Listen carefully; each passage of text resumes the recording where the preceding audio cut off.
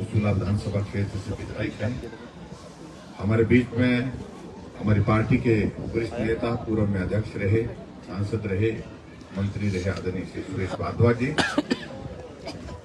हमारे बीच में जहां भारतीय जनता पार्टी के प्रदेश के महामंत्री और सुंदरनगर के विधायक भाई राकेश जम्वाल जी,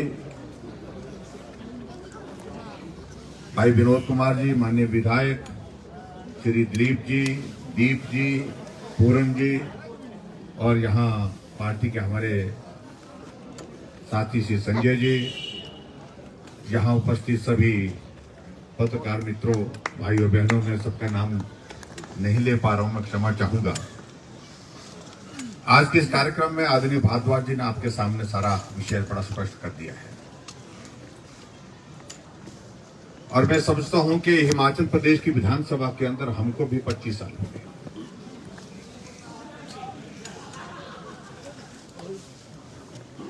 लेकिन 25 साल के इस कार्यकाल में मैं पहली बार देख रहा हूं, अभी वर्तमान सरकार का पहला बजट प्रस्तुत हुआ नहीं है, मात्र 3 महीने का कार्यकाल पूरा हुआ है, लेकिन ऐसा माहौल पूरे प्रदेश में खड़ा हो गया, ऐसा लग रहा है कि सरकार का जो वक्त अंतिम दिनों का होता है, 4 साल का वक्त होता है, 5 साल के करीब का वक्त होता है, उस तरह का माहौल खड़ा है। सड़ी कड़ी सरकार को भेजो हरिद्वार को, सड़ी कड़ी सरकार को भेजो हरिद्वार को। लोग सड़कों पर निकल आए और बेवजह नहीं निकले।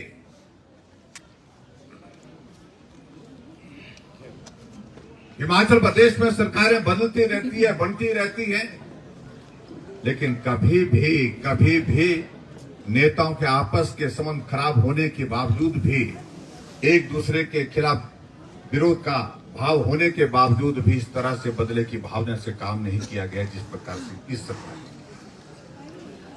और सच्ची बात हम कह रहे हैं कि हम उम्मीद नहीं कर रहे थे।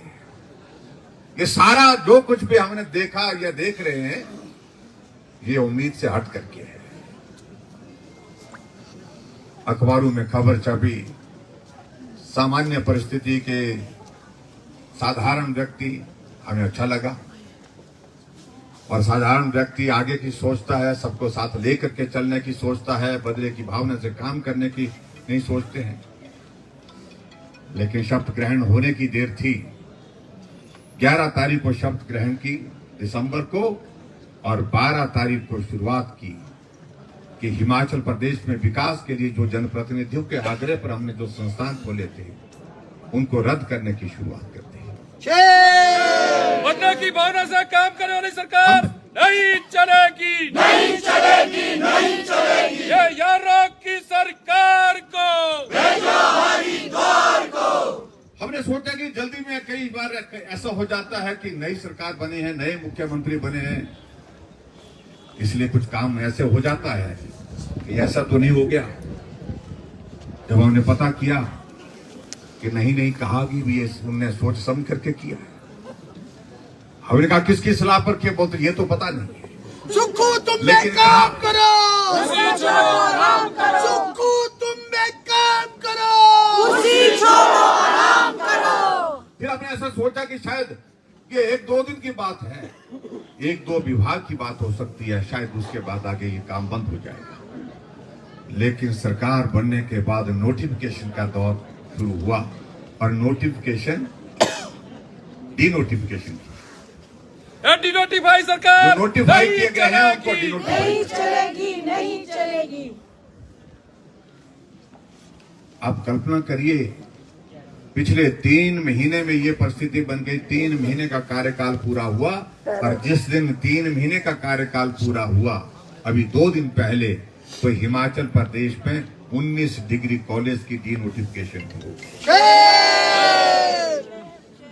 और उसके साथ स्कूलों की डिनोटिफिकेशन भी हो गई। अगर पिछले 3 महीने के कार्यकाल में सरकार ने कोई काम किया है तो एक ही काम किया है, जो जनहित में हमने निर्णय लिए थे, जो संस्थान खोले थे लोगों की सुविधा के लिए, बच्चों की पढ़ाई के लिए, गरीब लोगों के इलाज के लिए, वो संस्थान बंद कर दिए। इससे बड़ा दुर्भाग्य कोई नहीं हो सकता है। इस अड़ी सरकार को अगर संस्थान खोलने की अगर बात आती, बंद करने की बात आती तो उसका एक मैकेनिज्म बनाते, जैसे महात्मा जी बताए।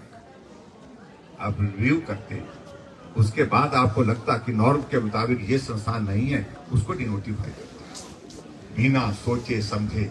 ये आदेश है और ये आदेश को पूर्ण करना है, ये अधिकारी को कहा गया। एक हफ्ते के बाद आपने देखा पूरे हिमाचल प्रदेश में सड़कों पर लोग आ गए। इसलिए हम दोषी नहीं। अगर हम आज यहाँ पर सिटी चौक पर यहाँ आकर के सरकार के खिलाफ यहाँ पर बोलने के लिए खड़े हो गए हैं, उसकी वजह हम नहीं है, वजह तो वही है। तानाशाही सरकार हो बर्बाद। एक बात कही जा रही है बार बार, हम व्यवस्था परिवर्तन के लिए आए। हमने कहा ये व्यवस्था परिवर्तन का मतलब हमें समझाइए कि इसका अर्थ क्या होता है, आप क्या हट करके करना चाह रहे हैं। अरे व्यवस्था परिवर्तन के लिए क्या ये लाजमी था, ये जरूरी करना था? तो हिमाचल, छोटा सा हिमाचल प्रदेश, यहाँ पर एक मुख्यमंत्री होता था और एक मुख्यमंत्री के साथ साथ में डिप्टी चीफ मिनिस्टर पहली बार किया गया। ये व्यवस्था परिवर्तन है क्या? अभी विधायक इंतजार कर रहे कि उनका नंबर आएगा, मंत्रिमंडल में आएगा, चेयरमैन बनने में आएगा, लेकिन उससे पहले कैबिनेट रैंक के साथ अपने सारे साथी मित्रों को बिठा करके जो है एक बहुत बड़ा संदेश दिया कि यार से प्रिय कोई नहीं हो सकता। मिल बैठे हैं चार यार, नहीं चलेगी ये सरकार। हमें कई विधायक मिलते हैं, हमने कहा भाई क्या हुआ क्या हुआ, बोलते तो अभी तो यारों की सूची अभी खत्म ही नहीं हुई। कुछ की पोस्टिंग यहाँ हो रही है, कुछ की दिल्ली हो रही है, कुछ की कहीं हो रही है। और आगे बढ़ करके कह रहे हैं कि व्यवस्था परिवर्तन, हर भाषण में कहते हैं। इस हिमाचल प्रदेश में 6 सीपीएस आपने आपकी सरकार ने बना दिए। जब सीपीएस के मामले में हाई कोर्ट के और सुप्रीम कोर्ट के एक नहीं अनेकों निर्णय आ गए हैं कि ये संवैधानिक व्यवस्था के अनुरूप नहीं है, ये व्यवस्था के अनुरूप नहीं है, और इसलिए ये एक बार नहीं अलग अलग केसेस में जिन जिन प्रदेशों ने सीपीएस बनाए थे उनको हटाना पड़ा था, लेकिन उसके बावजूद 6 सीपीएस बनाए। हमें कहा जा रहा है कि पैसा नहीं है, सीपीएस बनाने के लिए पैसे हैं, एडवाइजर कैबिनेट रैंक के साथ होते हैं, उसके पैसे का प्रावधान है। और यहां जिस तरह का मंजर हमारे सामने बना है कि सही मायने में हम चाहते थे कि सरकार अभी चले, और हमने कहा था कि अगर जनहित में निर्णय करेंगे हम उसमें सहयोग करेंगे, लेकिन चलने लायक उन्होंने अपने आप ही गुंजाइश नहीं छोड़ी। आप कल्पना करो, 8 महीने से पीएचसी खुली हुई है, डॉक्टर वहां बैठ करके मरीज का इलाज कर रहा है, लेकिन सुप्पू जी की सरकार आती है, जहां डॉक्टर बैठता था वहां पर ताला लटकाती थी। गांव का गरीब आदमी बीमार हालत में वहां हॉस्पिटल में पहुंचता, उसे मालूम है कि यहां पर डॉक्टर बैठता है, यहां पर हमें पीएचसी दी गई है। जब वहां पहुंचता है तो ताला लटका हुआ दिखता है, लोगों को पूछता है वो जो डॉक्टर बैठता था वो कहां गया। लोग बोलते हैं कि यही डॉक्टर है आज की तारीख में, जो वहां पर ताला के रूप में लटका। सुप्पू सरकार शर्म करो। और इसलिए मैं देख रहा था सोशल मीडिया में एक कार्टून जैसा बनाया है, ताला है, उसमें सुप्पू जी का चित्र लगाया है, और उसमें उन्होंने लिखा है कि लोकप्रिय नहीं लोकप्रिय सरकार, LOC के। और अखबारों में भी खबर लगी काफी। कॉलेज खोले थे, भारद्वाज जी के पास शिक्षण का महकमा रहा है। 21 कॉलेज जाते बार अंतिम दिनों में खोल करके गए, ना बजट का प्रावधान, ना जमीन का प्रावधान, और यहाँ पीटर हॉफ में कार्यक्रम करके यहीं से उसे की शिलापट्टिकाएं यहीं से छाप करके भेज दी गई, मेरे यहाँ पर भी पहुंची। कॉलेज में एडमिशन शून्य थी, जमीन कॉलेज के नाम पर नहीं थी, बजट प्रावधान शून्य था, लेकिन उसके बावजूद हमारी सरकार बनी, हमने कहा कि क्या करना चाहिए। गांव को लोग आए, कहने लगे कि चलना चाहिए। हमने उस कॉलेज को चलाया, आज उसके भवन का निर्माण कार्य किया। सरकार आगे बढ़नी चाहिए, आगे बढ़कर के काम करने की सोचनी चाहिए। और एक ही रोना कहा जाता है कि हमें 75,000 करोड़ रुपए का ऋण पिछली सरकार दे गई है, जैसे कि ये सारा ऋण चुकता करके चले गए थे। इनको मालूम होना चाहिए 2012 में जब हिमाचल प्रदेश में कांग्रेस पार्टी की सरकार बनी और 2012 से 17 तक वो 5 साल सरकार चली, ऋण 27,000 करोड़ रुपए से 48,000 करोड़ रुपए पर पहुंचा। 21,000 करोड़ रुपए ऋण इन्होंने लिया था। कोविड का दौर नहीं था, लेकिन उसके बावजूद भी ये परिस्थिति उस वक्त हुई। और यहां हमें कहा जा रहा कि 75,000 करोड़ रुपए का ऋण, मैं ये कहना चाह रहा हूं 75,000 करोड़ रुपए का ऋण नहीं, हमारी सरकार जिस दिन तक थी हम तो उसको ही गिनेंगे। हमारे समय में ऋण अगर पूरा था पूरे प्रदेश के ऊपर 69,600 करोड़। और मुख्यमंत्री और आंकड़ा निकालते हैं, कहते हैं कि एरिया नहीं दिया कर्मचारी को, जैसा कि ये सारा देकर के चले। इसकी स्पीच पर आप यही करो, डीए की किस्तें अभी तक जारी है बोलते हैं, जैसे कि ये सारा दे करके गए थे। हम तो अधिकांश एरिया और डीए की सारी व्यवस्थाएं करके चले गए और उनको भी बना करके कहने लगे कि 95,000 करोड़ रुपए। हमने कहा आंकड़ा एक रखो, कभी 75,000 करोड़ बोलते हैं, कभी 95,000 करोड़ रुपए। इन सारी चीजों को लेकर के मैं समझता हूं कि बहुत लंबी बात कहने की आवश्यकता नहीं। आज हमने पूरे हिमाचल प्रदेश में पार्टी की ओर से तय किया कि जो जन विरोधी निर्णय लिए गए उसके खिलाफ हम सड़कों पर भी आवाज उठाएंगे। उसके बाद विधानसभा का सत्र कल से चल रहा है, विधानसभा के अंदर भी उठाएंगे। और पहला सत्र जब धर्मशाला में सरकार बनने के बाद 3 दिन का हुआ था, तीनों दिन इस मुद्दे को लेकर के हमने हिमाचल प्रदेश की विधानसभा को घेरा। विधानसभा के अंदर जो है सत्ता पक्ष को घेरा।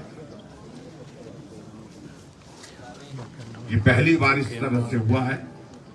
इसलिए भाई और बहनों, ये बर्दाश्त के योग्य नहीं है। और हालात इस प्रकार के बन गए हैं हिमाचल प्रदेश में, कांग्रेस के ही विधायक पूछ रहे। आप कल्पना करिए, एक विधायक ने पत्र लिख दिया अपनी पार्टी के अध्यक्ष को और मीडिया में बाइट दे दी, खुलेआम दे दी कि पहली बार मुख्यमंत्री बने हैं, ना मंत्री रहे हैं, इसलिए अनुभव नहीं है इनको। मेरा काजा का एसडीएम भी बदल दिया, उदयपुर का भी बदल दिया, उसके बाद उधर केलंग का भी बदल दिया, तीनों एसडीएम बदल दिए। बिना एसडीएम के हूं मैं कांग्रेस का ही विधायक। बीडीओ नहीं है, तहसीलदार नहीं है, बहुत सारी चीजें उन्होंने कही है, मैं उन सारी बात में जाना चाहता हूं। और ये अखबारों में आई है, मीडिया में सब जगह ये सर्कुलेट हो रही है, सोशल मीडिया में सर्कुलेट हो रही है। इसका मतलब क्या है?